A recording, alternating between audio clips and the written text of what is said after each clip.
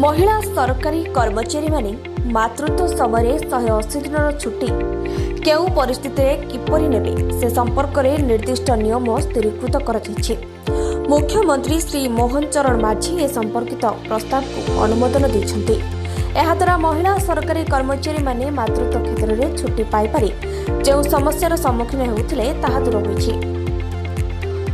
नूतन निष्पत्ति अनुसार संभाव्य प्रसव तारीख 3 मास पूर्व एवं प्रसव तारीखर 6 मास मध्य जड़े महिला सरकारी कर्मचारी 180 दिन मातृत्व छुट्टी नहीं पारे, किंतु जड़े महिला सरकारी कर्मचारी जी शिशु जन्म समय सरकारी सेवार नथिले से सरकारी सेवार जोग देबा परे तांकर शिशु को 6 मास हेबा पर्यंत मातृत्व छुट्टी नहीं पारे।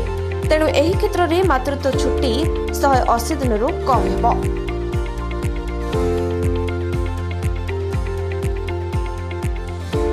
Bureau report times Odia.